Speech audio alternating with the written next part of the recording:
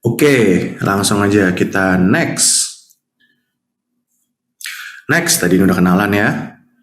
Ini tadi Landak, luar biasa apresiasi kepada Landak yang berusaha menghadirkan, mungkin gini ya, ini sekedar sharing lah begitu. Kebetulan karena saya advokat juga, memang di dunia perhukuman ini gitu kan, banyak yang selalu mikirnya, wah kalau udah berurusan sama hukum, pasti mahal, pengacara tuh mahal, mau konsultasi tuh mahal, harganya nggak jelas. Nah ini benar-benar sebuah gebrakan yang sangat diapresiasi oleh saya gitu ya sebagai advokat. Hadirnya Landak ini tuh bisa membawa suatu apa ya budaya baru lah, iklim baru di dunia perhukuman di mana nggak semuanya tuh mahal, nggak semuanya tuh harganya nggak jelas. Jadi bahkan di Landak ini menghadirkan konsultasi hukum dengan harga yang murah begitu ya konsepnya, supaya memang yang namanya akses hukum yang berkualitas itu merupakan hak dari semua masyarakat di Indonesia. Gitu. Thank you banget lah buat Landak. Next. Oke, kita benar-benar masuk ke materinya nih. Ini mungkin kalau saya bacain satu persatu bakal membosankan sekali begitu ya. Takutnya di Sabtu pagi ini kita yang uh, sersan, serius tapi santai gitu ya. Nah ini mungkin kalau yang mau tahu dasar-dasar peraturannya bisa langsung difoto aja atau di screenshot gitu ya buat nanti referensi ke depannya.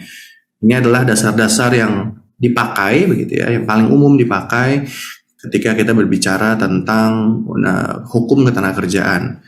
Ada Undang-Undang 13 2003, ada Undang-Undang 6 2023, ada PP 35 tahun 2021, ada PP 36 2021, dan PP 37 2021. Oke, next. Oke, ini kita mulai dari yang paling awal ketika kita bicara hukum ketenagakerjaan, maka basisnya adalah atau dasarnya adalah hubungan kerja. Oke, apa sih hubungan kerja? Nah, kalau kita bicara hukum, maka kita merefernya kembali selalu ke peraturan. Gitu. Nanti setelah itu dikembangkan ya monggo gitu ya. Tapi dasarnya tetap harus ke peraturan. Nah, kita kembali ke Undang-Undang 13 2003.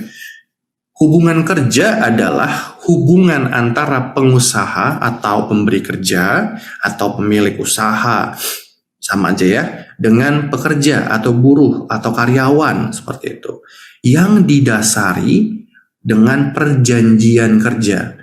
Ini penting nih. Jadi dasarnya adalah perjanjian kerja yang mempunyai unsur yang harus dipenuhi ada 3: pekerjaan, upah, dan perintah. Oke, nanti kita pelan-pelan nih kita bedah satu persatu ya. Yang pertama, perjanjian kerja tadi kan ya. Apa sih perjanjian kerja? Perjanjian kerja itu ya layaknya perjanjian yang lain, bentuknya adalah kesepakatan berarti ya. Kesepakatan atau perjanjian antara yang tadi pastinya pemberi kerja, pengusaha gitu ya dengan pekerjanya atau karyawannya. Yang jadi pembeda antara perjanjian kerja dengan perjanjian-perjanjian lain adalah kebetulan di Indonesia perjanjian kerja itu dia lebih kaku sifatnya. Ya oke, dia punya kebebasan berkontrak begitu ya, tapi tetap ada satu set peraturan, ketentuan-ketentuan yang tetap mengatur bagaimana hubungan antara pekerja dan pemberi kerjanya. Kenapa sih demikian begitu ya? Karena pada dasarnya regulator ini memahami atau mengetahui lah kondisi kenyataan di lapangan, ada ketimpangan posisi atau kita bicara kontrak, ada ketimpangan bargaining power ya, atau kekuatan dalam tawar menawar, di mana pemberi kerja atau pengusaha pasti lebih di atas daripada pekerja. Karena tentunya kekuatan monetary mereka, kekuatan keuangan begitu ya, jumlah pencari kerja yang jauh lebih besar, maka demi melindungi teman-teman pekerja, dibuatlah aturan-aturan atau ketentuan-ketentuan yang memastikan bahwa perjanjian kerja ini nggak boleh zolim, nggak boleh menekan pekerja, nggak boleh hanya mementingkan keuntungan dari pengusaha begitu. Makanya memang dia sangat spesifik begitu ya. Next. Nah, sekarang kita bedah lagi. Kalau tadi dasarnya adalah perjanjian kerja, maka berikutnya adalah unsur-unsurnya. Dalam sebuah hubungan kerja, ada 3 unsur yang harus terpenuhi. Begitu pula sebaliknya, ketika ada 3 unsur ini terpenuhi, maka terciptalah hubungan kerja. Ya. Yang pertama, pastinya harus ada pekerjaannya. Nanti kita bedah, apa sih maksudnya ada pekerjaan? 2, harus ada upahnya. Yang ketiga, harus ada perintah atau hubungan atasan dan bawahan. Next. Sekarang kita bedah satu persatu. Apa sih yang dimaksud dengan, tadi kan antara pekerja dengan pengusaha. Nah, pekerja tuh maksudnya apa? Oke. Tenaga kerja ada 2 ya, ada tenaga kerja, ada pekerjanya. Tenaga kerja itu berarti mereka-mereka yang mampu melakukan pekerjaan, ya, tapi belum tentu sudah bekerja. Intinya ya umur-umur produktif lah semuanya, yang mampu menghasilkan barang, jasa, gitu ya, itu namanya tenaga kerja. Lalu ketika dia sudah terikat dengan pekerjaan, maka dia berubah menjadi pekerja atau buruh. Setiap orang yang bekerja dan menerima upah atau imbalan dalam bentuk lain. Next. Oke, perjanjian kerja itu ada 2 jenis, yaitu kita ngomong jenis perjanjian kerja ya. Sebenarnya ada lebih dari 2, cuman yang paling umum memang 2, yaitu dibagi menjadi menurut bentuknya dan menurut waktu berakhirnya. Ya, next. Sebenarnya ini tidak hanya berlaku untuk perjanjian kerja. Perjanjian pada umumnya memang terbagi 2, karena syarat sahnya perjanjian itu bukan tertulis, itu nggak harus gitu loh. Suatu perjanjian itu tidak harus tertulis supaya itu bisa menjadi sah dan berlaku. Karena itu perjanjian kerja pun demikian, bentuknya ada 2, yaitu lisan atau secara ucapan begitu ya, tidak tertulis, dan yang bentuknya tertulis. Nah, ini yang khusus untuk di ketenaga kerjaan. Berdasarkan waktu berakhirnya, itu juga ada pembedanya. Jadi ada pekerjaan-pekerjaan yang mungkin selesai dalam waktu singkat begitu ya, atau diperkirakan akan selesai, atau pekerjaan ini akan selesai, maka itu masuknya kepada perjanjian kerja waktu tertentu. Ya, perjanjian kerja waktu tertentu. Yang kedua adalah perjanjian kerja waktu tidak tertentu, yang artinya ini kayaknya continuity-nya jelas nih gitu ya, atau ini akan lanjut terus begitu. Sebenarnya selain yang sudah ada di slide ini, mungkin teman-teman juga mungkin ada yang sedang merasakan begitu ya, itu juga ada namanya perjanjian pemagangan atau magang, yang memang sedikit lebih fleksibel karena memang tujuannya adalah untuk melatih tenaga-tenaga kerja yang baru gitu ya, untuk lebih masuk ke dalam dunia kerja. Next. Nah, ini kalau mau gampangnya gitu ya, supaya nggak ribet, maka saya buatkan semacam tabel matriks begitu ya, apa sih persamaannya dan apa perbedaannya begitu. Yang sama adalah tentunya pihak yang menandatangani begitu ya, baik PKWT maupun PKWTT, itu adalah antara pekerja dengan pengusaha pastinya. Nah, berikutnya adalah hubungan dan masa kerjanya. Hubungan dan masa kerjanya beda-beda nih. Kalau PKWT karena dia waktu tertentu, maka didasarkan dalam atau pada jangka waktu ataupun selesainya suatu pekerjaan tertentu. Nah, sekarang aturan terbarunya PKWT atau waktu tertentu itu maksimal durasinya adalah 5 tahun. Perpanjangannya silahkan berapa kali, tapi total maksimal 5 tahun. Tidak boleh lebih dari 5 tahun. Ini ada di Undang-Undang Cipta Kerja. Terus bedanya apa dengan waktu tidak tertentu? Sebenarnya waktu tidak tertentu itu sama dengan, kalau teman-teman sering dengar istilahnya adalah karyawan tetap. Karyawan tetap itu kan tentunya ya nggak ada perpanjangan kontrak lagi begitu ya, dan masa kerjanya sampai pensiun atau sampai dengan meninggal dunia, atau tidak bisa melanjutkan pekerjaan, atau sampai dengan si pekerja ini akhirnya resign. Nah, ini nih yang menarik, pemagangan. Basically hubungan kerjanya teman-teman yang magang itu sebenarnya nggak beda jauh lah dengan PKWT. karena ada masa kontraknya begitu ya. Ini kita bicara dengan hubungan dan masa kerja. Yang beda adalah masa atau jangka waktunya. Magang itu maksimal 1 tahun, tidak boleh lebih dari 1 tahun. Jadi memang sudah dibatasi, maksimal waktu magang itu hanya 1 tahun. Next. Nah, lanjut lagi, bentuk perjanjian kerja. Kalau bentuk perjanjian kerja yang PKWT itu wajib tertulis. Ya, ini yang agak beda nih. Kalau karyawan kontrak itu wajib tertulis, nggak boleh cuman lisan. Kenapa? Karena ada ketentuannya. Ketika PKWT tidak dilakukan secara tertulis, maka otomatis berubah menjadi PKWTT. Gampangnya adalah kalau teman-teman kontrak kerjanya tidak berdasarkan suatu perjanjian tertulis, maka otomatis menjadi karyawan tetap. Kita lihat berikutnya, yaitu PKWTT atau perjanjian kerja waktu tidak tertentu atau karyawan tetap. Kalau yang ini bisa dibuat tertulis ataupun secara lisan. Oke. Kalaupun dibuat secara lisan, ada ketentuan tambahan, yaitu wajib bagi pengusaha untuk membuat surat pengangkatan supaya jelas statusnya, gitu ya. Nah, sekarang yang berikutnya, untuk magang itu juga sama dengan PKWT, itu harus tertulis. Jangan sampai teman-teman bilang, iya kerja aja sebagai magang gitu ya, tapi tidak ada perjanjian tertulisnya. Oke. Jenis pekerjaan, oke. Untuk batasan pekerjaan itu sebenarnya hanya ada di teman-teman pegawai kontrak atau PKWT. Oke. Yang tidak boleh ya. Jadi tidak dapat diadakan untuk pekerjaan yang bersifat tetap. Oke. Jadi nggak boleh nih untuk sesuatu, sebenarnya nggak boleh begitu ya, tapi pada kenyataan mungkin kalau ada yang mau nanya kita bahas lah.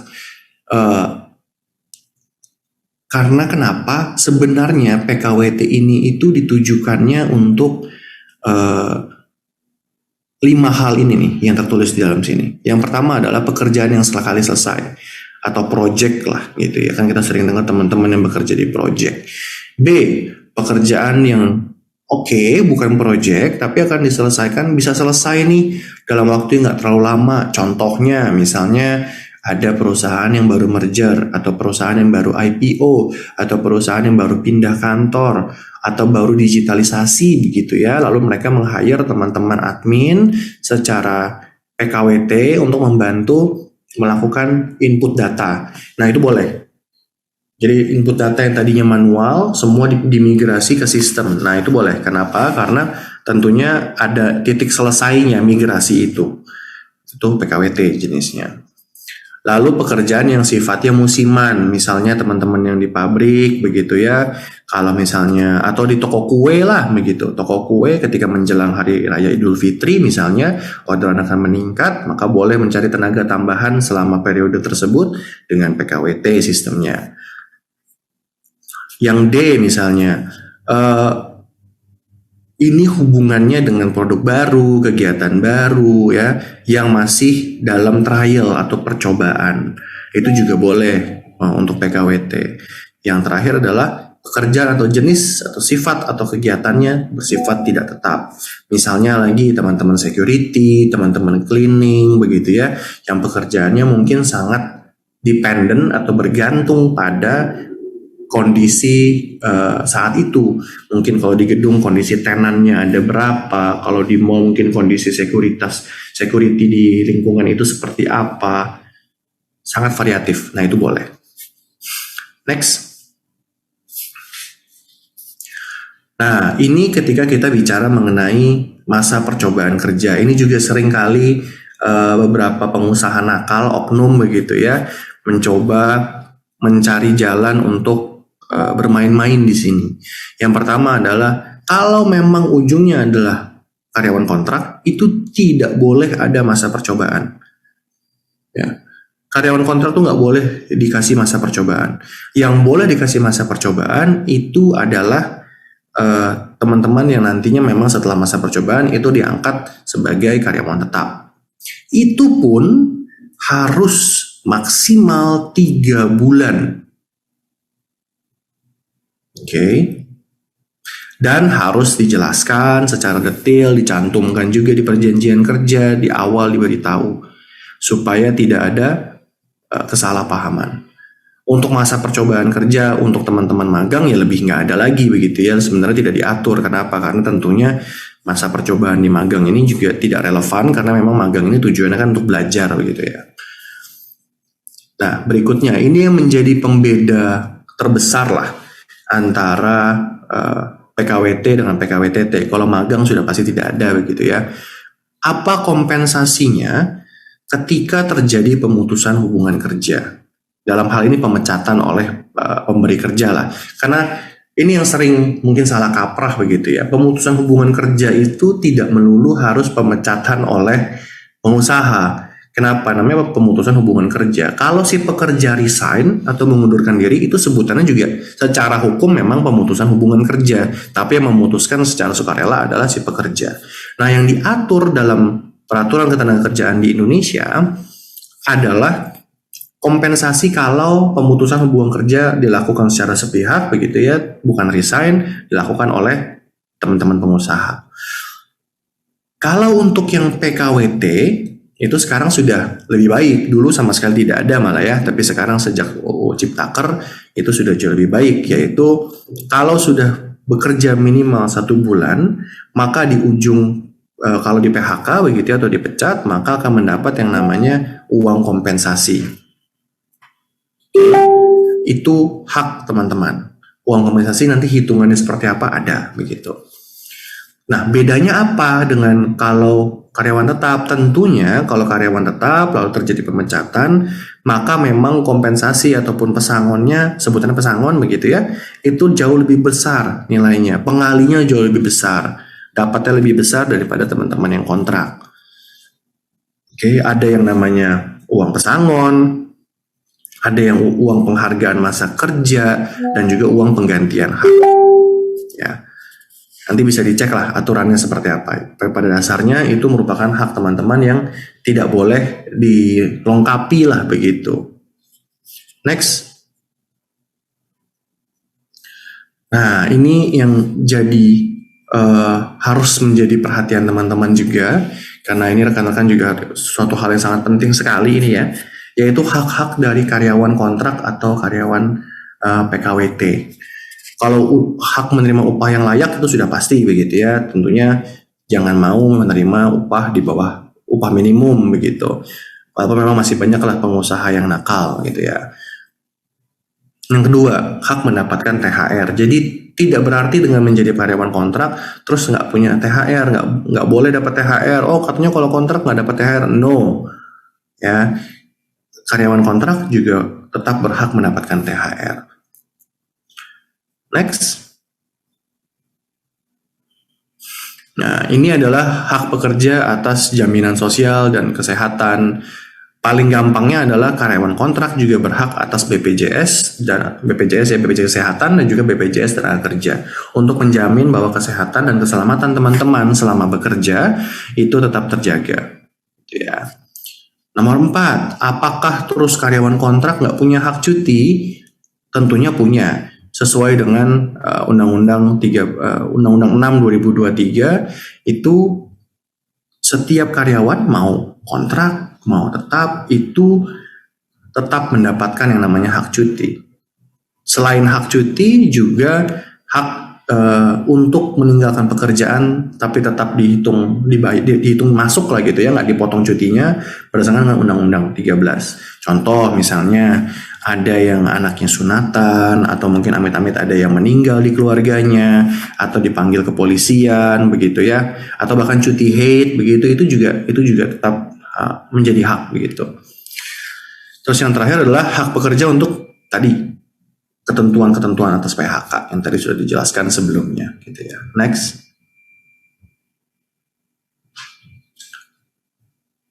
Nah, ini kita bicara sudah mulai teknis nih mengenai gimana sih cara ngitungnya untuk kompensasi PKWT begitu. Gampangnya adalah PKWT itu kalau mau dapat kompensasi full itu minimal 1 tahun sebenarnya. 1 tahun itu 12 bulan gitu ya. Jadi gampangnya untuk setiap 12 bulan bekerja PKWT itu dapat kompensasi 1 bulan upah. Nah, gimana kalau lebih atau kurang dari 12 bulan? Maka dibikin aja proporsional. Kalau di bawah 12 bulan berarti dapatnya di bawah 1 bulan upah secara proporsional. Kalau di atas 12 bulan juga dapatnya adalah secara proporsional dibagi 12 lalu dikali dengan 1 bulan upah. Nah, yang jadi penting juga bahwa uang kompensasi ini tidak hanya didapatkan ketika terjadi PHK, tapi ketika terjadi perpanjangan kontrak, ini juga merupakan hak. Contoh nih, kita langsung contoh kasus real aja supaya gampang pemahamannya. Budi misalnya, saya pinjam ya namanya Budi. Kalau ada yang namanya Budi di sini, saya mohon maaf, saya pinjam dulu namanya. Bapak Budi ini PKWT begitu ya, masa kerjanya 1 tahun. Oke, lalu ketika di akhir masa kerjanya Bapak Budi ini mau diperpanjang 1 tahun lagi, maka sebenarnya menurut peraturan yang benar itu sebelum perpanjangan berarti kan sebenarnya secara hukum kontrak yang awal sudah akan berakhir dulu nih begitu ya, masa kerjanya selama 1 tahun begitu. Itu harusnya diberikan dulu kompensasinya baru dilakukan perpanjangan. Begitu. Ya. Yang berikutnya kita bicara mengenai hak atas jam kerja atau aturannya ketika bicara jam kerja itu seperti apa. Ya. Sebenarnya jam kerja itu dibagi 2, yang kerjanya 6 hari dalam 1 minggu atau yang kerjanya 5 hari dalam 1 minggu, tergantung kebijakan perusahaan pastinya gitu ya. Yang kerjanya 6 hari dalam 1 minggu, maka setiap hari itu kerjanya 7 jam. Oke. Dan tidak boleh melebihi 40 jam dalam 1 minggu. Oke, jadi kalau 7 kali 6 sudah pasti lebih dari 40, ya kan? Berarti tidak boleh, maka harus ada kompensasinya. Maksimalnya 7 jam 1 hari, dan maksimalnya dalam seminggu adalah 40 jam. Ketika melebihi itu, antara dikurangi jam kerjanya, seharusnya kita bicara di dunia ideal gitu ya, antara dikurangi jam kerjanya atau ya dapat lembur. Begitu, itu kita bicara ideal begitu. Nah, beda lagi dengan yang kerjanya tuh 5 hari dalam seminggu. Kerjanya 5 hari dalam seminggu, maka 1 hari maksimal 8 jam kerja. Di luar istirahat ya, 8 jam kerja dan 40 jam dalam 1 minggu. Nah, ini kali-kalinya pas nih. Kalau 8 kali 5 langsung pas 40. Oke gitu. Next. Nah, ini yang beda juga. Ini mungkin ada yang sama beberapa, tapi ada juga yang beda gitu ya. Ini untuk teman-teman yang karyawan tetap. Oke. Tentunya untuk upah yang layak tetap sama, begitu ya.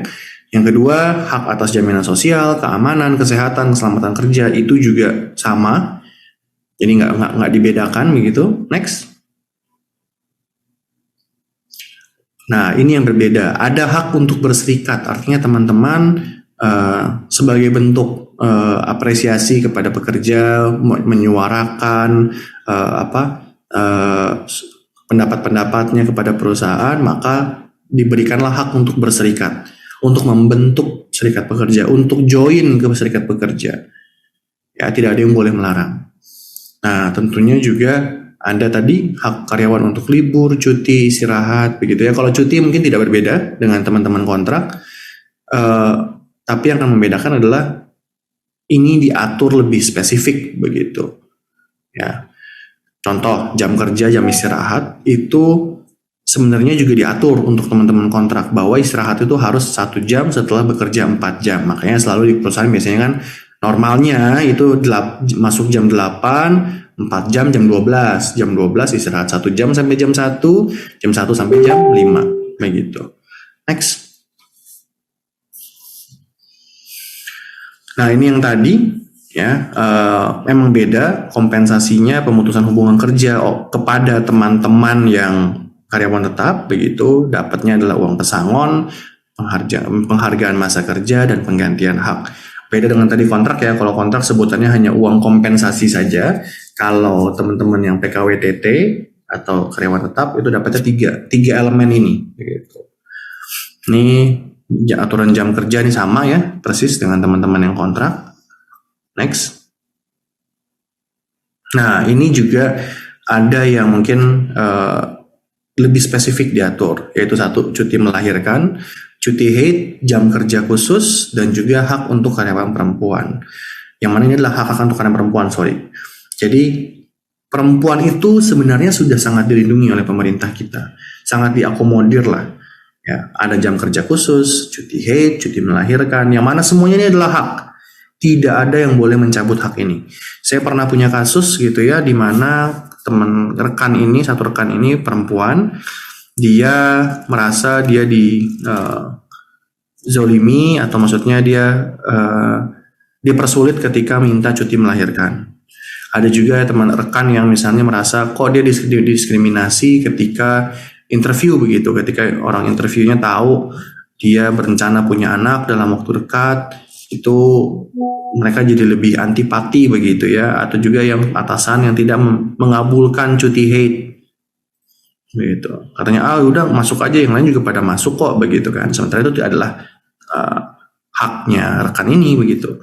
Nah, untuk jam kerja khusus ini sebenarnya mungkin lebih mengacu kepada teman-teman yang kerjanya 3 shift begitu ya, di pabrik mungkin begitu, itu juga kan non-stop ya pekerjaannya, banyak shiftnya begitu.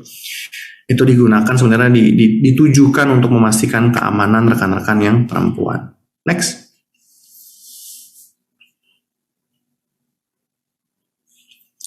Hak karyawan magang. Nah, ini mungkin agak spesifik ya. Karyawan magang itu sebenarnya tetap harus mendapatkan fasilitas kesehatan kerja selama program magang. Memang tidak lebih dispesifikkan seperti apa. Nah, kalau magang tidak ada upah namanya, tapi namanya uang saku. Uang saku terkait transportasi, makan, itu memang menurut kebijakan dari perusahaan tersebut. Tapi sama juga, peserta magang mendapat perlindungan dalam bentuk jaminan terkait kecelakaan kerja dan jaminan kematian. Berarti sebenarnya dapat juga BPJS TK dan BPJS Kesehatan. Yang terakhir adalah selesai magang itu harus dapat sertifikat atau suatu bukti di mana bukti tersebut menyatakan peserta itu telah menyelesaikan program magangnya selama berapa lama, di mana, tugasnya apa, gitu ya kira-kira. Next. Oke, ini yang agak mulai membosankan tapi tetap penting begitu ya. So bear with me, kita jelaskan secara cepat dan simpel yang memastikan teman-teman paham gitu ya. Di PP 35 tahun 2021 juga sudah dijelaskan mengenai PKWT begitu. Yang tadi perubahannya di mana PKWT nantinya jadinya punya uang kompensasi begitu ya. Itu juga nanti punya maksimalnya 5 tahun, tadinya cuma 2 tahun plus 1 tahun begitu ya. Ini dijelaskan juga sangat jelas sekarang dengan PP 35 tahun 2021. Next. Intinya itu yang teman-teman perlu tahu.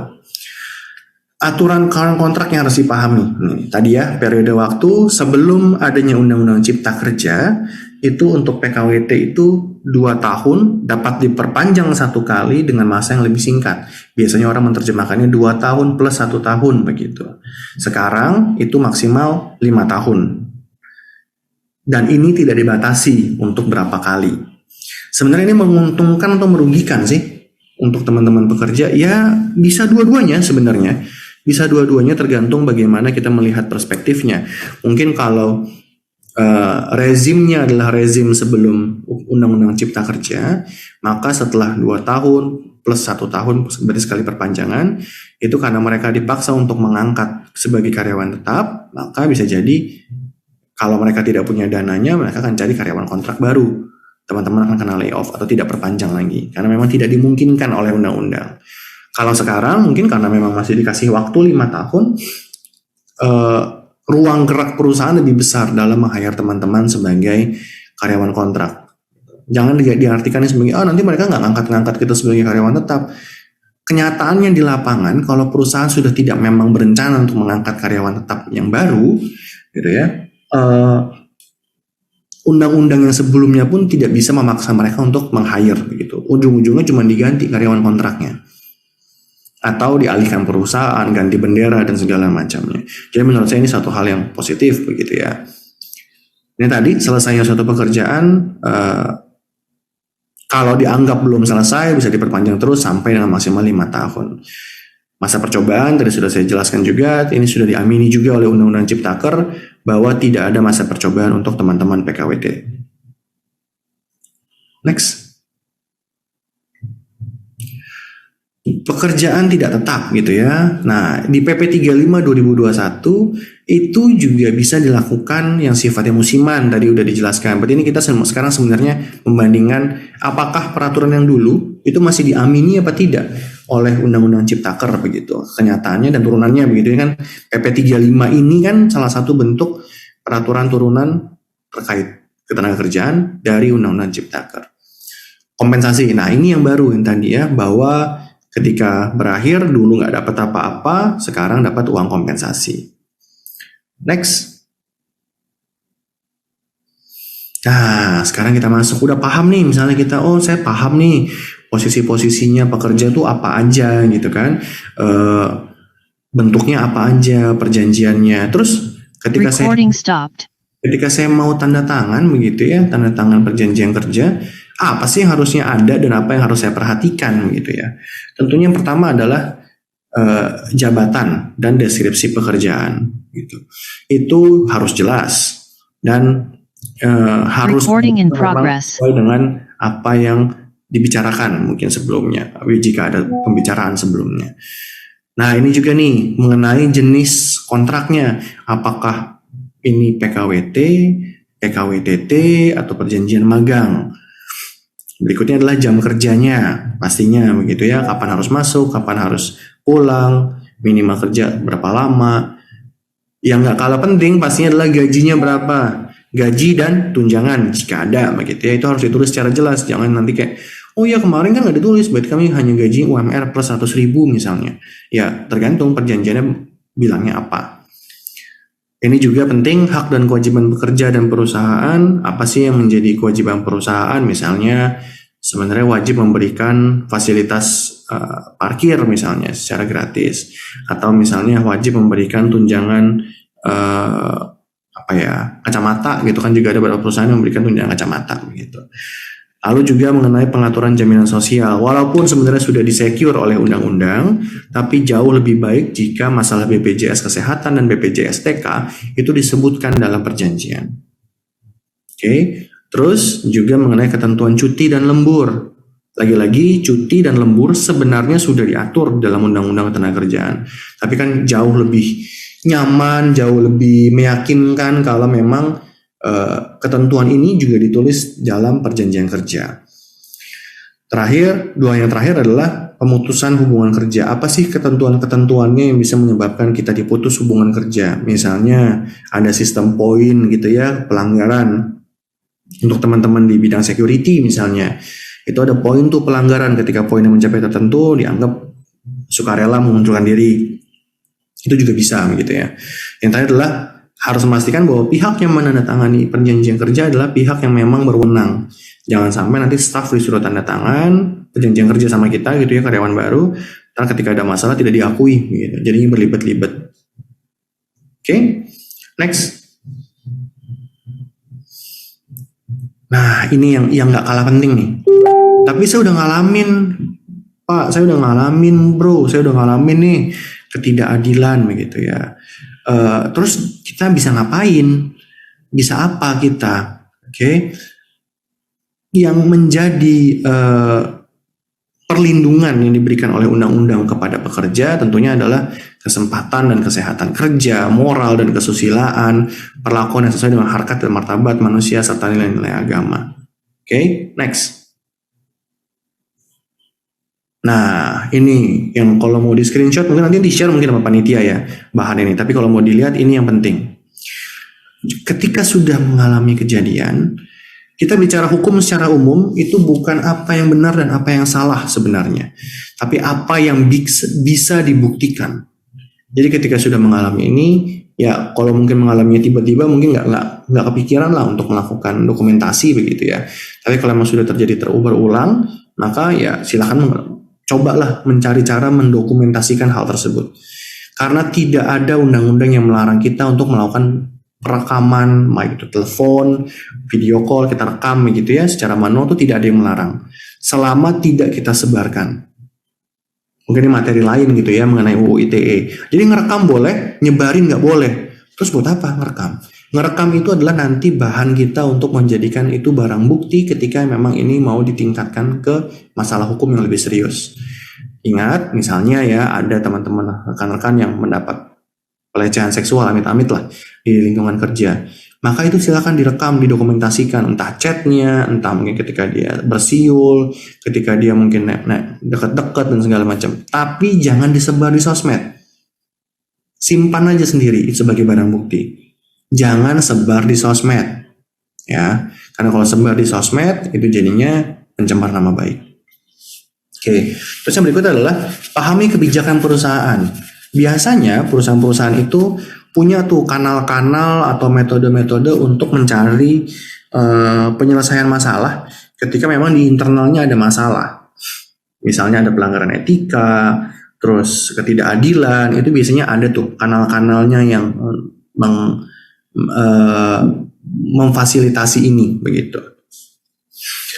Lalu kalau memang pilihan ketiga adalah bicarakan dengan atasan langsung, tergantung ya apakah memang culture-nya memungkinkan apa tidak. Lagi-lagi teman-teman yang bisa mengukur sendirilah apakah culture-nya ini tepat apa tidak untuk bicara langsung dengan atasan begitu.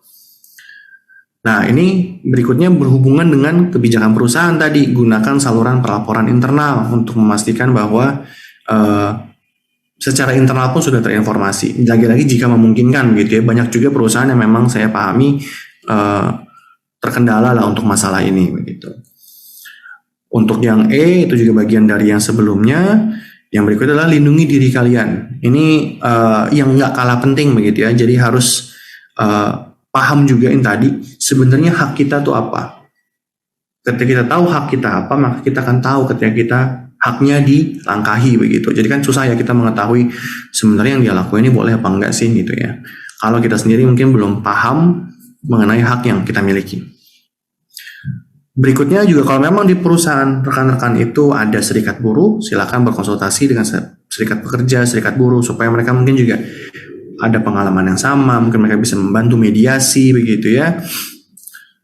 Yang berikutnya adalah cari bantuan eksternal seperti ombudsman, ketenagakerjaan ataupun advokat begitu ya yang paham mengenai hukum ketenagakerjaan untuk mengetahui sebenarnya kalau begini itu salah apa tidak sih perusahaan, saya bisa ngapain sih? Ya, jadi jangan sampai kita sudah bingung harus ngapain terus salah ambil langkah. Yang terakhir adalah yang dua terakhir tentunya adalah melibatkan dinas ketenagakerjaan atau kementerian ketenagakerjaan, dan kalau memang dimediasi tetap tidak bisa, silakan menempuh jalur hukum yaitu melalui pengadilan hubungan industrial. Gitu. Next.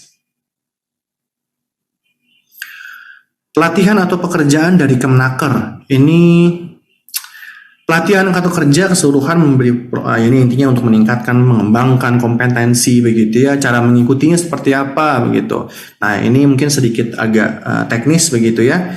Silakan dibaca, nanti saya coba bacakan satu persatu. Cara untuk mengikutinya adalah harus punya akun pastinya ya. Verifikasi, terus buka websitenya, setelah berhasil login, terus carilah memilih pelatihan yang diinginkan. Ini sebenarnya ya normal lah. Kalau kita semua bisa pakai handphone, bisa pakai website, pasti bisa lah ngelakuin ini. Ini sebenarnya informasi yang di Google pun banyak banget. Tapi kalau memang mau yang paling aman, langsung aja ke website Kemenaker. Next. Jadi sekian dari saya. Semoga apa yang saya tadi share mungkin bisa menambah ilmu teman-teman begitu ya.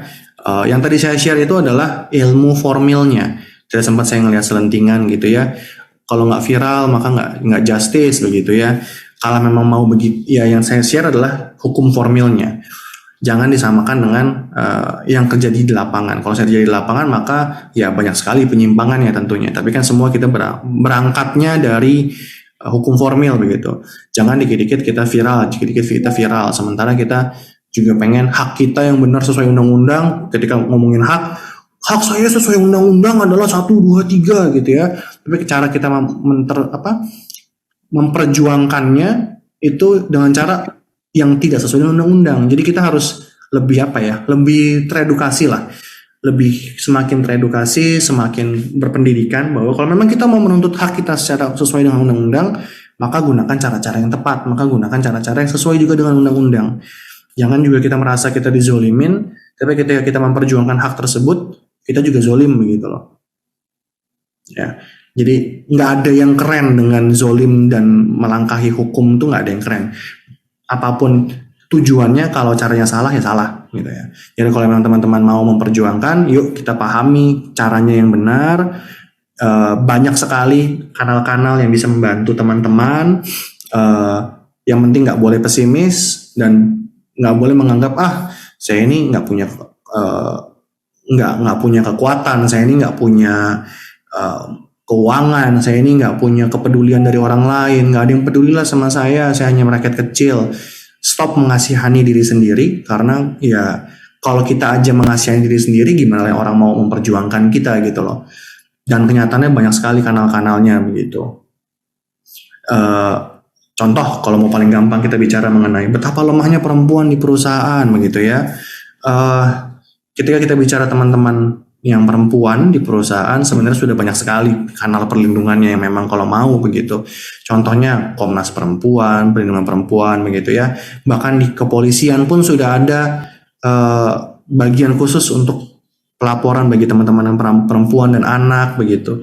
Jadi memang kanalnya sudah disediakan, tapi kalau kita sebagai masyarakat pun pesimis begitu ya susah juga begitu, karena kenyataannya saya udah berapa kali merepresent teman-teman yang karyawan itu menang juga begitu loh, asal memang bukti-buktinya kuat. Karena yang sering kali terjadi adalah kita mengalami memang ya, makanya saya bilang di hukum itu bukan masalah apa yang benar apa yang salah, tapi yang dihukum itu adalah apa yang bisa dibuktikan. Misalnya contoh, ada teman-teman yang mengalami amit-amit pelecehan seksual, tapi cuman saya pernah dicolek pak begitu, terus ditanya sama polisinya buktinya apa, ya nggak ada pak, kan saya kaget waktu itu. Nah itu memang menjadi tantangan tersendiri lah di pembuktiannya begitu. Tapi itu tidak berarti terus kita bilang kalau nggak viral nggak no justice gitu ya, no viral no justice, ya nggak begitu. Karena memang hukum kita ini kan didesain untuk melindungi semua orang.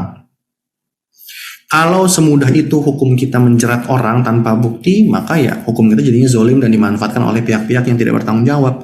Nah, untuk memastikan bahwa tidak ada pelaporan yang palsu, tidak ada tuntutan yang tidak berdasar, makanya memang dibutuhkan pembuktian.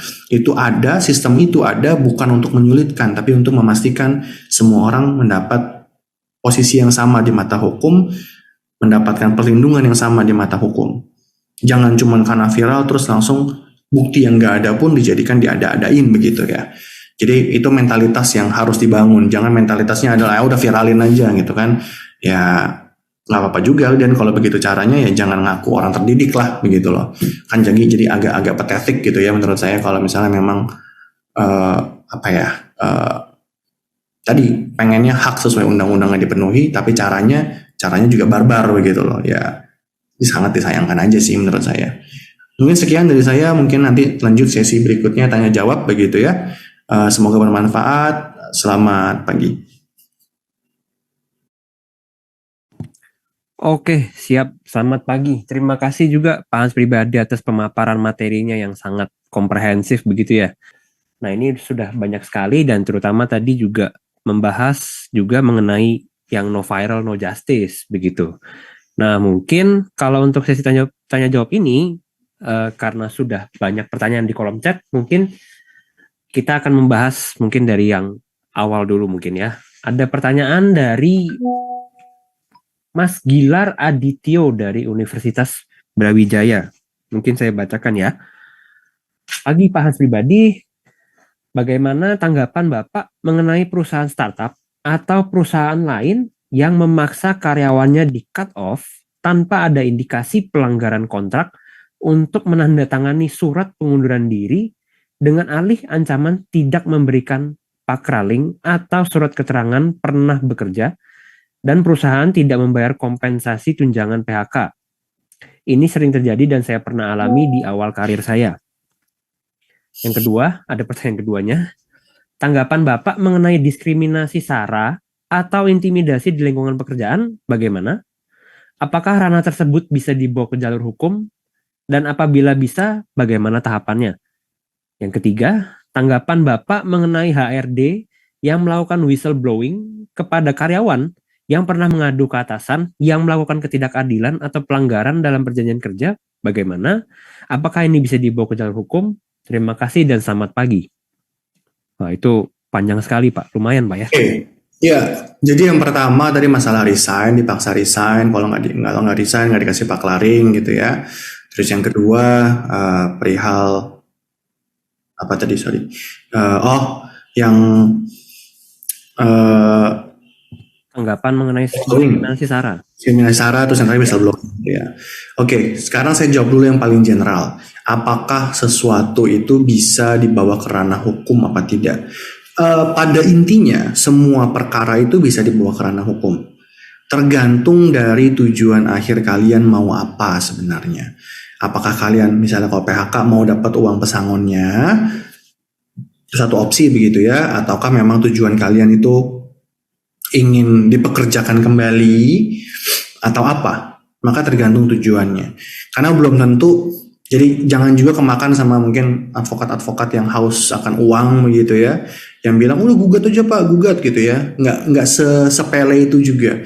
Jadi ketika kita mau melakukan gugatan, entah itu hubungan industrial atau gugatan perdata atau bahkan tuntutan pidana, kita harus tahu target kita sebenarnya mau apa yang mau kita bela, apa yang mau kita tuju begitu.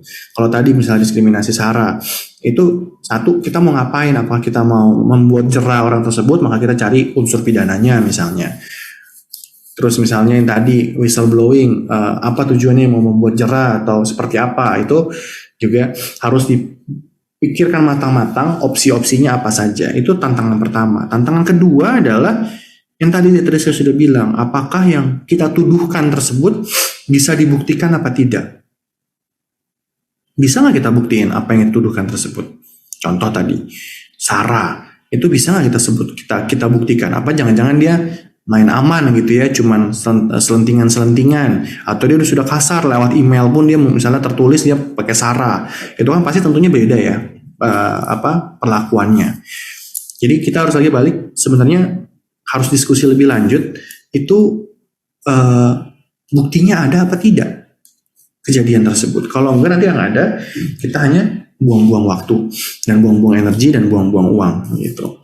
Jadi mulai sekarang pastikan sebisa mungkin segala interaksinya itu didokumentasikan. Baik mungkin kalau lagi meeting, ya rekam aja diam-diam juga nggak ada masalah kok, nggak ada yang melarang gitu ya, selama tidak disebarkan. Atau kalau email di screenshot atau chat di screenshot dan segala macamnya. Nah, balik ke pertanyaan pertama. Pertanyaan pertama ini yang sering banget muncul dan sering banget menjadi masalah gitu ya. Boleh nggak sih dipaksa resign? Jawabannya simpel, enggak. Nggak ada yang bisa memaksa kita untuk resign.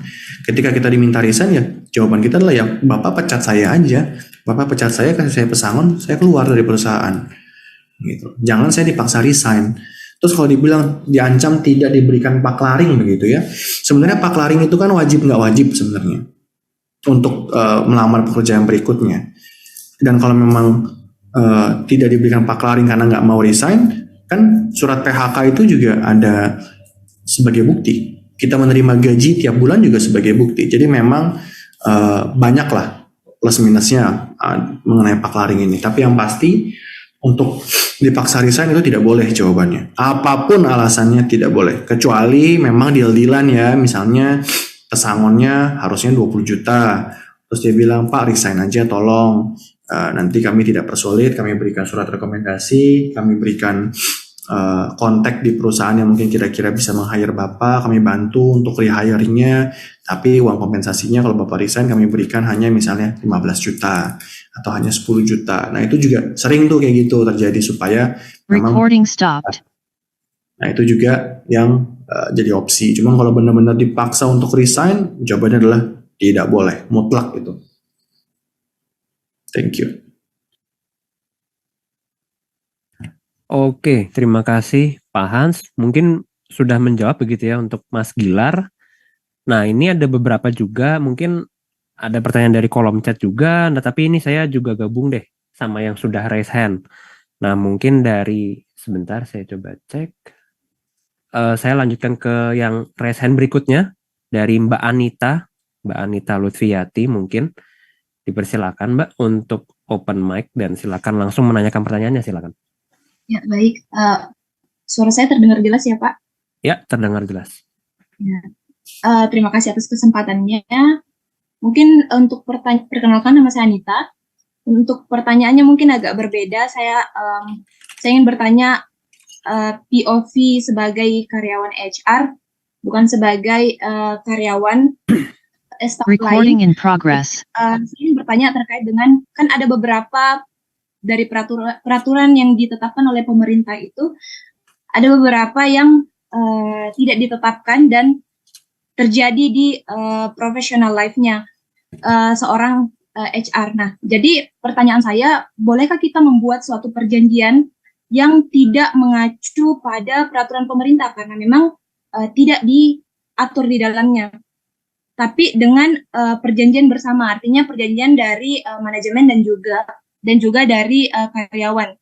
Misalnya nih ada case bahwa karyawan masa PKWT satunya itu 6 bulan, tapi dia resign tanpa 1 month notice. Nah, itu kan jadi masalah bagi perusahaan. Apakah kita boleh buat peraturan sendiri, misalnya kita memberlakukan haknya ditahan atau hold gaji atau tidak diberikan surat paklaring. Nah, setahu saya surat paklaring itu kan akan berpengaruh juga terhadap pencairan JHT ya Pak, untuk BPJS Ketenagakerjaan. Nah, kalau hal-hal seperti itu bisakah kita atur sendiri di perusahaan, atau kalau memang tidak bisa, apa value yang bisa kita pegang di perusahaan agar mengantisipasi case-case tersebut bisa terjadi, Pak? Cukup dari saya. Oke, jawabannya simple nggak simple nih. Kalau boleh nggak bertentangan dengan peraturan, jawabannya nggak. Tidak boleh kalau bertentangan dengan peraturan. Tapi boleh nggak kita mengatur sesuatu yang belum diatur oleh undang-undang? Boleh. Begitu. Kalau tadi contohnya adalah dengan tidak memberikan paklaring atau dengan tidak memberikan upah terakhir, itu tidak boleh. Kenapa? Karena walaupun itu secara ketentuan, oh kalau begini nanti nggak digaji, itu ya nggak boleh, karena itu sudah diatur di undang-undang. Gaji adalah hak, begitu. Mungkin yang boleh adalah tadi misalnya, oh kalau misalnya Anda melakukan pelanggaran berat berdasarkan peraturan perusahaan, maka Anda dianggap resign secara sukarela. Itu kan nggak diatur ya, nggak diatur. Nah itu silahkan itu. Terus gimana untuk mastiin tadi contohnya kasusnya resign tapi nggak 1 month notice begitu. Terus resign mendadak. Sebenarnya kalau bicara mengenai dua beda ya. Kalau misalnya karyawan kontrak itu sudah dikasih jalannya oleh Undang-Undang Ketenagakerjaan, di mana kalau karyawan kontrak, siapapun yang memutuskan pekerjaan atau hubungannya terlebih dahulu secara sepihak, itu harus memberikan ganti rugi sesuai dengan nilai kontrak sisanya. Contoh, misalnya gajinya Budi, lagi-lagi saya pinjam namanya Budi begitu ya, itu adalah 10 juta sebulan karyawan kontrak. Maka kalau 12 bulan, kontraknya 12 bulan, itu kan 120 juta nilai kontraknya begitu ya. Lalu di bulan ke-6 tiba-tiba dia resign. Saya mau mundur lah Pak, saya udah gak mau kerja lagi di sini. Sementara harusnya masih ada sisa 6 bulan. Kalau memang perusahaan mau menempuh jalan yang benar, maka caranya adalah gugat perdata bahwa dia harus mengganti rugi sebesar sisa 6 bulan dikali gajinya 10 juta, yaitu 60 juta. Cuma sekarang pertanyaannya adalah, atau kasusnya di lapangan adalah pemberi kerja atau perusahaan tuh gak mau ribet biasanya. Ya kan, ya udahlah tahan aja gajinya, ya udahlah tahan aja ininya, ya udahlah gak tahan aja itunya. Itu merupakan bagian dari kesombongan perusahaan sebenarnya kalau yang saya lihat begitu ya, karena mereka merasa mereka super power, mereka punya keuangan, mereka punya duit, mereka punya kuasa hukum yang lebih bagus, mungkin mereka merasa kayak ya mau apa, kamu mau apa kalau saya mau begini begitu kan. Jadi itu ya memang budaya yang harus pelan-pelan kita ubah gitu loh. Untuk masalah sisi HR, kita juga harus paham bahwa HR itu bukan sahabat pekerja ya. HR itu bukan tugasnya menjadi sahabat, menjadi kawan, menjadi pundak untuk menangis, bukan. HR itu adalah untuk mengelola sumber daya manusia, tapi biar gimana pun dia tetap digaji sama perusahaan. Jadi tetap pasti ketika mereka disuruh ambil pihak, mereka akan lebih berpihak kepada perusahaan pastinya. Tanpa harusnya idealnya HR tuh berpihak kepada, jadi melakukan manajemen sumber daya manusia ya dengan tetap memperhatikan kepentingan perusahaan sebagai utamanya tanpa melanggar ketentuan yang berlaku di Indonesia mengenai hukum ketenagakerjaan. Jadi urutannya itu tuh. Dia tetap harus membela kepentingan perusahaan dalam memanage human resource, tapi tidak boleh bertentangan dengan undang-undang ketenagakerjaan dan peraturan turunannya. Semoga sudah menjawab. Baik, terima kasih Pak atas jawabannya. Oke, semoga lebih bisa tercerahkan begitu ya untuk Mbak Anita. Mungkin saya beralih ke yang raise hand selanjutnya dari Mas Ferdi Aldiansyah dari Telkom University. Oke, mungkin Mas Ferdi dipersilakan untuk open mic dan menanyakan pertanyaannya. Ya, halo siang. Apa suara saya terdengar? Halo? Terdengar Mas Ferdi? Ya. Terima kasih atas kesempatannya, Kak Niko. Izin bertanya, jadi begini Pak, bagaimana cara menyikapinya? Saya itu ada pengalaman sebagai PKWTT. Nah, dalam masa PKWTT itu masuk ke dalam masa probation. Nah, dalam rentang waktu 3 bulan, dalam masa probation ini, saya dinyatakan tidak memuaskan atau tidak perform. Kemudian, tanpa alasan yang jelas, tidak ada detail tentang tidak performnya itu seperti apa. Kemudian di situ ditekankan untuk tanda tangan surat resign seperti itu. Bagaimana cara menyikapi situasi tersebut, Pak? Terima kasih. Oke, agak aneh ya sebenarnya ya. Karena kalau memang dinyatakan tidak perform, maka sebenarnya tidak perlu pakai surat resign. Gitu loh. Yang namanya probation itu kan berarti ya tergantung perusahaan apakah setelah masa probationnya mau dilanjutkan apa tidak. Namanya juga uji coba kan, begitu kayak kita test drive mobil. Terus nggak berarti kita test drive mobil setelah turun test drive harus dipaksa beli begitu kan. Begitu juga dengan kondisinya dengan teman-teman PKWTT yang di masa percobaan begitu. Kalau memang 3 bulan tidak merasa cocok, karena gini ya, kadang-kadang kecocokan perusahaan dengan karyawan itu tidak hanya mengenai performance angka, mengenai pekerjaan. Kadang-kadang masalah sifat, masalah etos kerja, bukan berarti buruk ya, mungkin juga tidak cocok dengan lingkungannya. Mereka melihat kayaknya, oh ini kayaknya kurang cocok nih dengan iklim kerja di sini. Itu juga bisa menjadi alasan, karena memang untuk menerima karyawan, prerogatif hak sepenuhnya ada di perusahaan. Jadi memang tidak ada alasan juga sebenarnya untuk tanda tangan surat resign, karena nggak dibutuhkan sebenarnya. Kecuali memang sudah diangkat menjadi karyawan tetap lalu dipaksa resign. Nah, itu beda cerita. Ini kan masih dalam probation tadi menurut ceritanya ya. Nah, itu ya berbeda kasusnya pastinya. Dan kalau masalah probation nggak ada surat resign pun nggak masalah sebenarnya. Gitu sih. Oke, Recording stopped. lanjutkan Pak situasinya. Ini situasinya seperti program manajemen trainee seperti itu. Apakah ada perbedaannya? Terima kasih. Kalau manajemen trainee itu biasanya kan bentuknya bukan 3 bulan ya, bisa setahun manajemen trainee itu. 6-1 tahun. Nah itu ya balik lagi kita harus melihat kontraknya di awal seperti apa. Apakah ketika kontrak di awal bentuknya adalah PKWT, misalnya sering gitu, manajemen trainee itu di awalnya dibuka dengan PKWT, kalau memuaskan ditingkatkan menjadi PKWTT, jadi dari awalnya kontrak terus menjadi karyawan tetap. Baik lagi, tentunya saya harus melihat dokumennya seperti apa sih bunyinya, apa sih unsur-unsur dalam dokumennya. Tapi pada umum begitu ya, jadi kalau kontrak dulu selama setahun, terus ditingkatkan menjadi karyawan tetap. Kalau dari awal sudah karyawan tetap, ya nggak boleh dipaksa resign. Nggak bisa dipaksa resign kayak tadi pertanyaan sebelumnya, boleh nggak sih dipaksa resign? Jawabannya enggak. Simple jawabannya enggak. Cuekin aja HRD-nya kayak, ayo tanda tangan resign. Oh la gitu kan, kayak anggap aja kentut lewat gitu. Jadi nggak masalah. Kalau itu jangan mau lah, intinya jangan mau dipaksa resign. Terima kasih Pak. Yuk. Oke, terima kasih Mas Ferdi atas pertanyaannya dan jawabannya dari Pak Hans pribadi. Nah, mungkin kita lanjut lagi nih. Masih ada yang resen nih banyak ya. Dari Mas Tubagus Recording Arif in progress. Abimanyu. dari Universitas Islam Bandung. Oke, dipersilakan untuk open mic, Mas, dan langsung menanyakan aja. Oh ya, sebelumnya Oke. terima kasih banyak untuk kesempatannya. Izin bertanya, Pak. Saya mau tanya, apakah ada jangka waktu tertentu HR mengeluarkan uang kompensasi kepada karyawan yang kontraknya habis? Mengingat di PP nomor 35 tahun 2021, uang kompensasi diberikan ketika kontrak karyawan PKWT habis. Mungkin begitu pertanyaan. Terima kasih, Pak. Oke, jawabannya adalah tidak ada. Tidak ada jangka waktu tertentu gitu ya. Ini yang juga seringkali memang dijadikan alasan lah sama teman-teman pengusaha bahwa ya nanti ya kami bayarkan 5 tahun lagi, 3 tahun lagi begitu ya.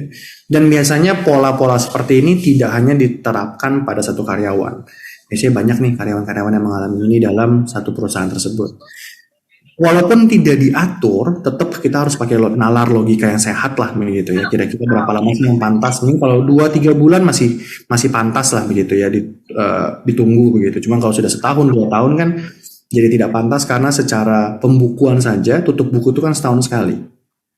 Ya kan kompensasi tahun ini atas misalnya kontrak tahun ini dibayarkannya pada buku tahun depan begitu. Tentunya kan nggak masuk akal lah begitu.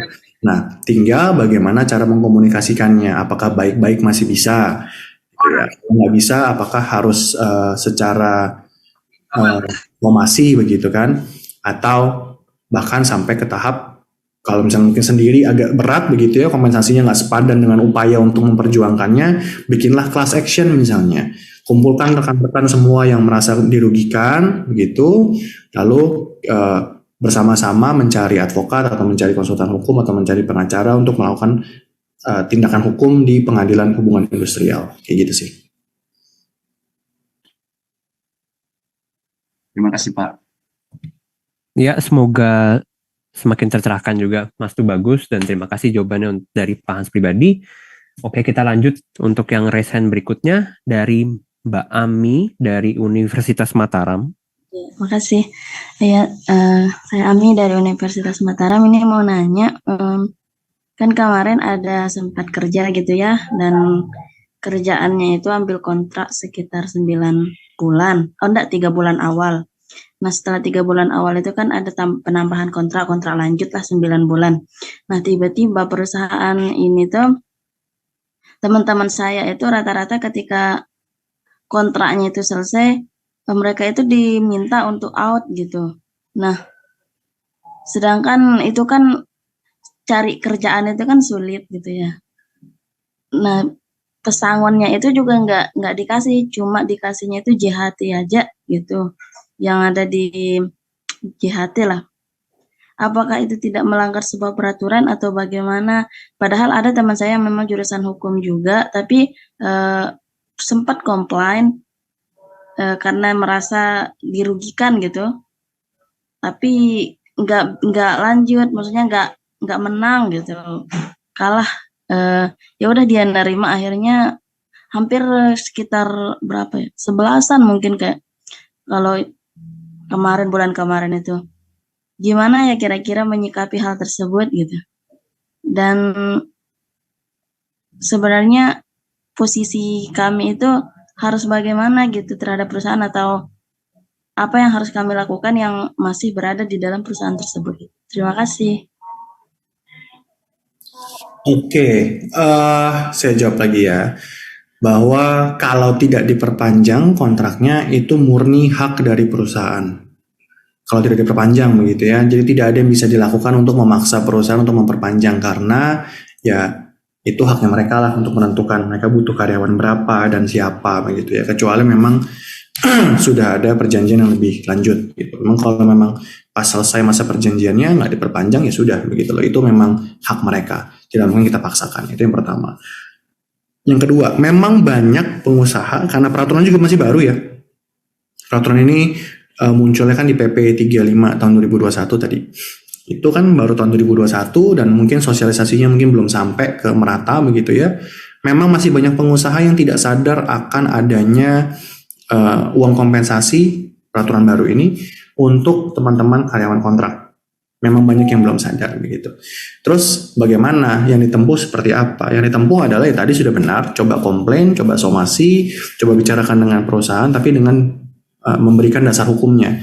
Pak, ini udah ada dasar hukum yang baru loh, bahwa ini harus dibayarkan begitu kan. Kalau tidak bisa, maka kalau sendiri lagi-lagi mungkin berat begitu ya untuk melakukan gugatan karena biaya advokat juga mungkin tidak murah. Biaya gugatan juga mungkin butuh ilmu yang lebih spesifik begitu. Silakan tadi misalnya ada 10 orang, 11 orang rembukan bareng bikin class action. Oke, misalnya patungan untuk bayar law firm, patungan untuk bayar lawyer, sehingga nanti bebannya jadi jauh lebih ringan dengan asumsi semuanya mengalami hal yang serupa begitu loh. Nanti tentunya biayanya lebih ringan, terus juga punya teman sepenanggungan jadinya, support sistemnya ada begitu ya. Tapi jangan juga kita hanya pasrah saja. Karena biar bagaimanapun kalau kita juga pasrah, lama-lama ya pengusaha juga merasa sudahlah, teman-teman pekerjanya juga semuanya pasrah-pasrah aja gitu kan. Kita menang gitu ya. Jangan begitulah. Jadi coba dicari jalan terbaiknya seperti apa. Apakah cukup dengan somasi atau surat peringatan yang disertai dengan dasar hukumnya tadi, atau sampai perlu ke ranah meja hijau begitu.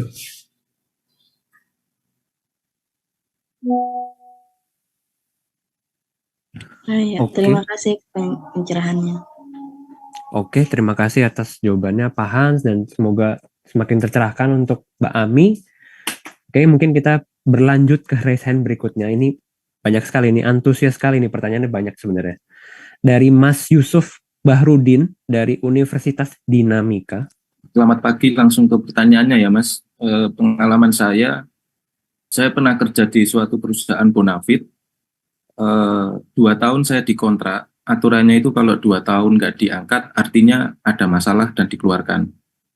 Tetapi karena saya juga sering sharing sama perusahaan lain, memang sekarang semua di-outsourcing-kan, lah itu menurut saya kan merugikan saya gitu Mas. Cuman kadang saya mau ngurus itu kayak, ya udahlah cari yang lain aja. Beruntungnya saya masih muda gitu.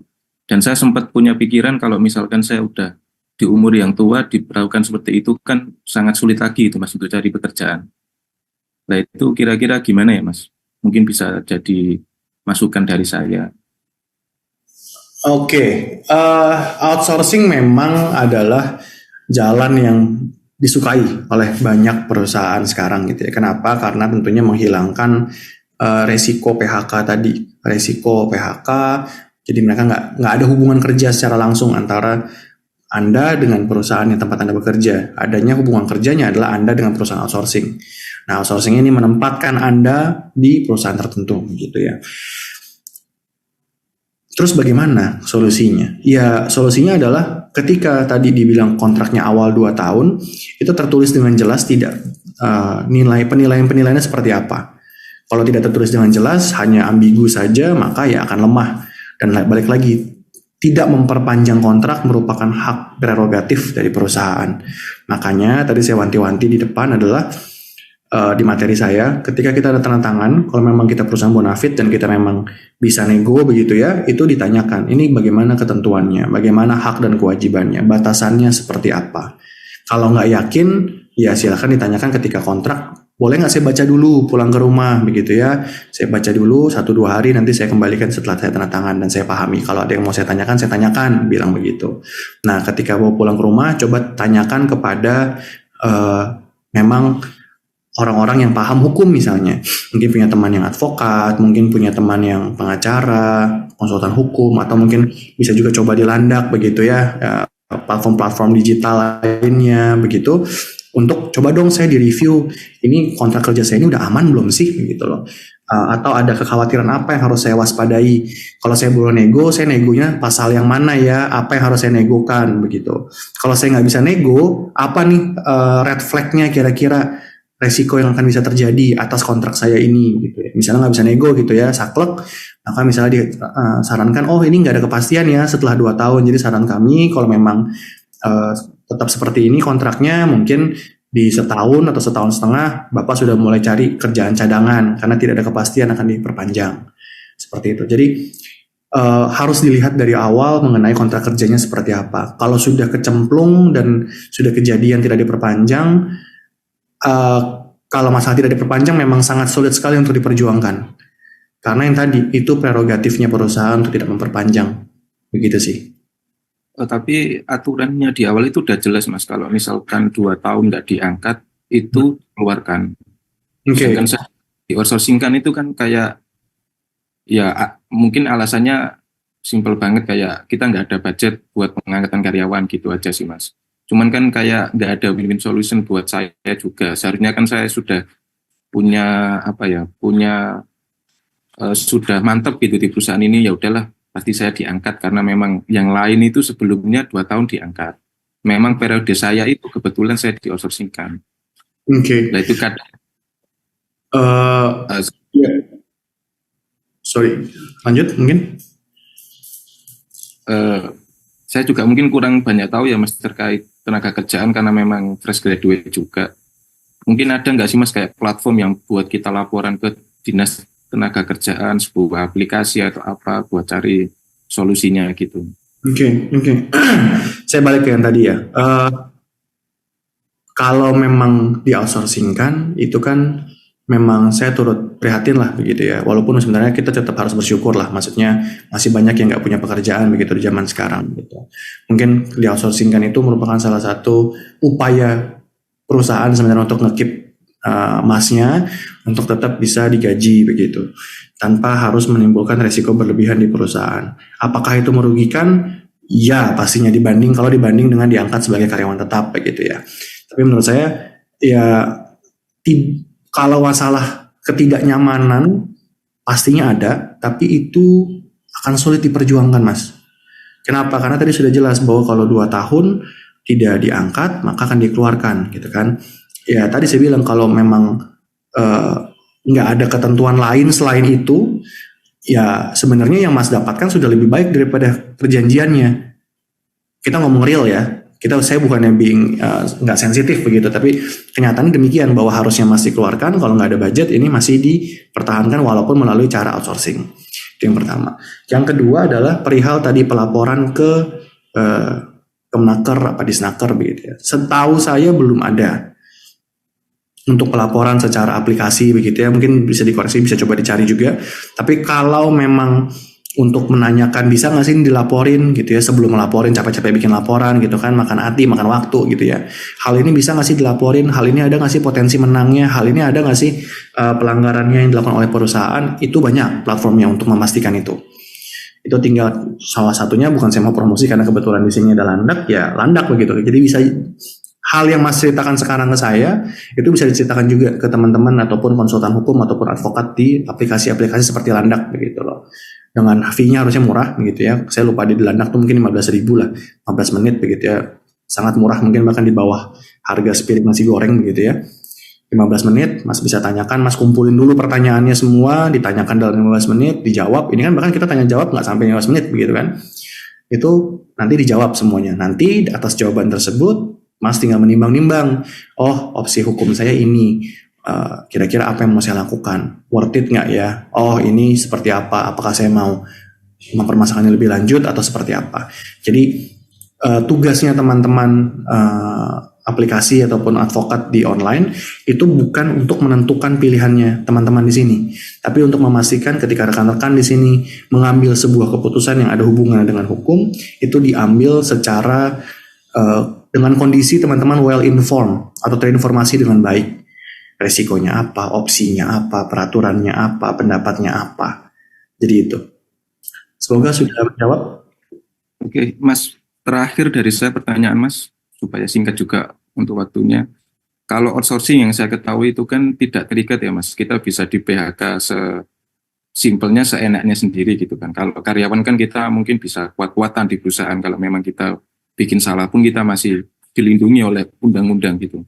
Mungkin dari Mas ini ada apa Mas, sharing informasi atau saran terkait yang saya tanyakan itu Mas, terkait outsourcing yang. Oke.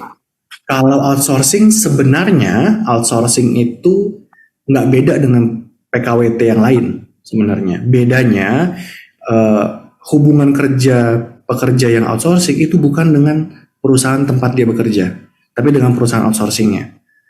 Nah, biasanya praktik yang paling umum dilakukan oleh teman-teman outsourcing itu adalah si outsourcing dengan pekerjanya itu ada PKWT pastinya. Nah, di PKWT-nya itu disebut tuh biasanya bahwa kalau Anda sampai dipulangkan oleh perusahaan tempat Anda ditempatkan, maka Anda dianggap melakukan resign. Untuk melindungi bahwa ya si outsourcing nggak mau lah, maksudnya Anda dipulangkan sama perusahaan ditempatkan, terus dia harus nanggung gaji Mas sendiri. Karena kan gini, prinsipnya outsourcing adalah mereka menggaji karyawannya yang ditempatkan di perusahaan-perusahaan lain berdasarkan invoice yang mereka tagih ke perusahaan itu. Dan mereka mendapatkan manajemen fee. Sebenarnya kan begitu. Nah, tinggal berarti balik lagi adalah sebagaimana kita bisa melakukan negosiasi perihal perjanjian kerja di outsourcingnya. Gitu. Nah, biasanya perusahaan outsourcing itu nggak mau nego untuk perjanjian kerjanya. Makanya saya seringkali menyarankan ke teman-teman yang konsul begitu ya, kalau perihal sudah outsourcing adalah ya disyukuri masih punya pekerjaan, tapi segera cari tambatan hati yang baru. Begitu. Jadi anggaplah fase teman-teman rekan-rekan di outsourcing itu adalah fase penyelamatan diri. Oh, dapur masih ngebul, gitu ya, cicilan masih kebayar. Ya, sebelum saya di-cut secara tidak mengenakan karena saya terpaksa tanda tangan juga di awal begitu kan, karena kondisi yang mendesak, ya saya cari tambatan hati yang baru. Gitu. Karena biasanya sudah sangat jelas tuh perusahaan-perusahaan outsourcing, legalnya outsourcing itu juga pasti sudah sangat detail dalam membuat perjanjian kerjanya. Itu memastikan bahwa kalau teman-teman sampai dipulangkan dari perusahaan ditempatkan gitu ya, itu pasti akan di-cut oleh outsourcingnya. Nah, apakah itu boleh sebenarnya? Ya selama itu sudah disetujui oleh teman-teman di perjanjian kerjanya, ya enggak, itu tidak melanggar hukum apapun sebenarnya. Itu kan yang sebenarnya agak beratnya, karena bargaining power-nya sangat berbeda. Teman-teman punya kebutuhan yang mendesak begitu ya, kebutuhan akan pekerjaan, mereka punya channel untuk memberikan pekerjaan. Itu yang memang agak mengganggu sih sebenarnya. Cuman itu tidak menghilangkan hak atas kompensasi. Nah, itu yang makanya munculnya PP yang baru itu adalah karena itu banyaknya teman-teman outsourcing yang di-cut secara sepihak gitu ya, dan tidak mendapatkan apapun secara mendadak begitu. Nah, itu dilindungi dengan cara ada uang kompensasi itu. Jadi kalaupun amit-amit masih di-cut secara mendadak, teman-teman masih punya nafas minimal 1 bulan ke depan. Tapi saran saya selalu kalau sudah masuk ke outsourcing, kecuali memang mau berkarir di dunia outsourcing ya, seperti sales gitu kan banyak yang outsourcing ya, nggak masalah juga sebenarnya. Cuman kalau memang merasa harusnya saya bekerja tetap nih, saya nggak mau di outsourcing terus begitu ya, ya mulailah cari tambatan hati yang baru, cari pekerjaan dan kesempatan yang baru. Begitu saran saya. Oke Mas, terima kasih. Oke, terima kasih untuk pertanyaannya dari Mas Yusuf dan jawabannya dari Pak Hans. Mungkin untuk kali ini mungkin untuk menutup begitu ya sesi tanya jawab ini, satu pertanyaan lagi mungkin yang terakhir dari Mas Putra Mahkota yang sedang raise hand gitu ya. Nah, mungkin bisa open mic Mas dan langsung menanyakan pertanyaannya, silakan.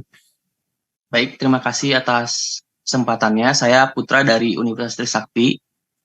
Izin bertanya mengenai hak bekerja sesuai aturan jam kerja, di mana itu dijelaskan dalam 1 hari hanya 7 jam kerja. Tetapi pada kenyataannya banyak yang bekerja dari jam 8 pagi hingga jam 5 sore, berarti itu lebih dari 2 jam. Pertanyaannya, apakah itu termasuk pelanggaran oleh perusahaan? Dan jika iya, apa solusinya Pak? Dan apakah itu bisa kita klaim sebagai lembur? Mungkin itu Pak pertanyaannya. Terima kasih. Oke. Ini pertanyaan yang saya sering banget dapat, terutama dari teman-teman yang baru lulus begitu ya. Sering banget dapat saya pertanyaan ini dan jawaban saya selalu sama. Bedakan lembur dengan tanggung jawab. Jadi kita juga saya juga nggak setuju kalau dibilang, oh ya udah saya 8 to 5, selesai 5 pulang saya. Nggak gitu juga konsepnya gitu loh. Kita kan sama perusahaan tetap punya tanggung jawab. Kita punya tanggung jawab pekerjaan, kita punya tanggung jawab moral juga ke perusahaan begitu ya. Kalau kita bicara bisa nggak sih diklaim lembur? Secara peraturan harusnya bisa. Secara peraturan perundang-undangan harusnya bisa. Tapi apakah memang perusahaan mengakomodir itu? Banyak perusahaan yang sudah menggaji di atas UMR, maka dibilang ya ini udah nggak ada lembur lagi. Dan mereka dibilang, saya nggak menyuruh kamu lembur kok. Yang penting kamu kerjaan selesai. Kalau kamu bisa menyelesaikannya selama waktu kerja ya bagus, tapi kalau tidak ya terserah kamu bagaimana menyelesaikannya. Pokoknya selama masih mau digaji di sini ya pekerjaan selesai. Kalau bisa jam kerja khusus silakan. Kalau mau dibawa pulang ya nggak ada lembur begitu loh. Jadi memang itu resiko-resiko pekerjaan begitu, tergantung beda-beda begitu ya. Dan apakah itu dipermasalahkan? Bisa dipermasalahkan. Bisa dicoba dipermasalahkan. Cuma lagi-lagi tadi saya selalu kasih tahu adalah tujuannya apa sebenarnya untuk mempermasalahkan. Misalnya, apakah tujuannya untuk mendapatkan uang lembur tersebut? Apakah nilainya sepadan uang lembur tersebut dengan mungkin biaya yang akan dikeluarkan, effort yang akan dikeluarkan, waktu yang akan dikeluarkan. Kecuali memang perusahaannya sangat zolim begitu ya, tidak dikasih pulang sama sekali. Kamu nggak boleh pulang sebelum kerjaan kelar, kamu nggak boleh pulang sampai jam 2 pagi, kamu nggak boleh pulang sampai jam 3 pagi, maka itu mungkin bisa dipermasalahkan. Cuman kalau lemburnya adalah opsi dari diri sendiri karena bentuk tanggung jawab dan loyalitas kepada perusahaan, menurut saya itu agak sulit dipermasalahkan karena dari perusahaan akan menjawab, loh saya nggak pernah nyuruh lembur kok. Kalau dia merasa nyaman terus mau bawa pulang kerjaan ya silahkan, dia mau stay di kantor lebih lama ya silahkan, tapi kami tidak pernah memaksa untuk lembur. Karena untuk di beberapa perusahaan bonafit mungkin seperti yang auditor begitu ya, mungkin juga law firm begitu, itu biasanya lembur itu juga hanya dibayarkan kalau lemburnya sudah izin dulu ke atasan langsung. Jadi untuk lembur itu ada izinnya. Jadi kita harus izin dulu, Pak hari ini saya mau lembur. Ditanya nanti mau ngerjain apa kamu, mau lembur berapa jam, kenapa harus lembur. Ya kan? Karena lembur itu artinya kan kalau di perusahaan yang baik begitu ya, itu kan berarti ada satu hal yang tidak efektif yang dikerjakan selama jam kerja. Itu pandangan teman-teman pengusaha begitu. Nah, itu yang bisa dipermasalahkan. Kalau memang dipaksa atas perintah begitu ya, perintah dari atasan, kamu harus lembur hari ini sampai jam 7 malam atau harus lembur sampai jam 3 pagi dan itu terus menerus gitu, itu baru nanti bisa dipermasalahkan. Tapi kalau bentuknya adalah karena memang itu tanggung jawab kita dalam bekerja, menyelesaikan pekerjaan, dan loyalitas terhadap perusahaan, mungkin agak sulit ya untuk dipermasalahkan. Gitu sih. Sebagai tambahan Pak, maksudnya jadi jam kerjanya itu seharusnya kan kalau sesuai dengan peraturan itu jam 3 sudah pulang ya, dari jam 8 pagi hingga jam 3 sore. Ini kasusnya dari jam 8, jam 5 baru pulang Pak. Apakah 2 jam itu termasuk pelanggaran oleh perusahaan? Oke, pertanyaannya perusahaannya berapa hari kerja masuk ke dalam seminggu? 6 hari kerja Pak. 6 hari kerja berarti 7 jam ya maksimalnya. Nah, kalau memang itu mau dipermasalahkan, itu bisa dikomunikasikan kalau itu untuk jam kerjanya. Bidang apa kalau boleh tahu? Produksi semen Pak. Oh, berarti buruh pabrik? Buruh di pabrik atau di kantornya? Bukan Pak, di kantornya Pak. Oke, di kantornya. Kalau memang kondisinya adalah tadi jam kerja normalnya 6 hari, terus tiap hari 8 sampai 5 yang mana melebihi begitu ya. Yaitu silakan, saran saya kumpulkan teman-teman, syukur-syukur ada serikat pekerja, ada nggak serikat pekerja di situ? Nggak ada kayaknya Pak. Ada. Tapi secara ini ada, kalau di kabupatennya ada sih Pak.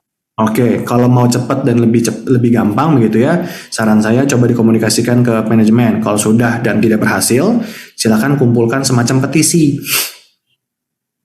Jadi gunakan cara yang terdidik, yang elegan lah, yang bagus begitu ya. Kasih dasar-dasarnya yang tadi, Undang-Undang 13, PP 35 begitu ya. Bikin petisi, tanda tangan ke karyawan-karyawan yang merasa dirugikan, seperti itu. Minta, jadi petisi jangan cuma komplain. Petisinya adalah kami komplain karena masalah jam kerja, seharusnya tidak boleh nih seperti ini, seharusnya seperti ini menurut peraturan ini begitu ya. Lalu yang kami minta adalah penyesuaian jam kerja sehingga jam kerja menjadi berapa. Kayak gitu. Itu yang penting juga. Nah, kalau dibilang apakah jadinya pulang jam 3, harusnya pulangnya jam 4 sebenarnya, bukan jam 3 karena 7 jam kerja itu kan di luar jam istirahat. Oh iya. Sebenarnya adalah 7 sampai 4 dengan 1 jam istirahat asumsinya begitu ya. Nah, itu silakan dirembukan, bikin petisi, tanda tangan semua, disampaikan ke manajemen. Cuma hati-hati juga, banyak manajemen yang suka semena-mena, begitu mulai petisi semacam itu, maka bisa jadi dipersulit hidupnya di perusahaan. Itu banyak sekali yang kasus seperti itu. Kalau memang seperti itu harus disadari dulu nih resikonya, karena resiko itu akan tetap ada. Saya nggak suka ngomongnya manis-manis lah. Resiko demikian akan selalu ada karena mereka merasa super power begitu ya. Itu harus dipikirkan dulu, siap tidak menerima resiko itu, dan apakah setelah, kalau amit-amit beneran terjadi resiko itu apa langkahnya? Apakah mau langsung ke disnaker atau mau langsung seperti apa? Begitu. Jadi tetap harus ditimbang-timbang pro dan cons-nya. Perbedaan pekerjaan 1 jam tiap harinya itu dengan apa yang sedang diperjuangkan lah begitu. Baik, terima kasih Pak. Sangat menjawab pertanyaannya. Oke, terima kasih juga untuk pertanyaannya dari Mas Putra dan jawabannya dari Pak Hans pribadi begitu ya. Nah, ini mungkin untuk sesi tanya jawabnya saya tutup. Ini masih banyak banget pertanyaannya mungkin dari yang raise hand maupun kolom chat begitu ya. Tapi mungkin kalau memang masih ada pertanyaan lanjutan, bisa juga konsul ke kita begitu ya, ke Landak. Semisal ada pertanyaan lagi yang membingungkan teman-teman, terutama di mengenai hal ketenaga kerjaan, bisa langsung konsultasi aja di Landak. Itu hanya 15.000 per 15 menit begitu. Nah, kalau untuk konsultasinya sendiri bisa diakses juga melalui aplikasi, jadi memang sudah mudah untuk sekarang ya. Jadi kita memberikan akses yang lebih mudah begitu. Bisa diakses juga di Google Play Store, ada di App Store juga ada.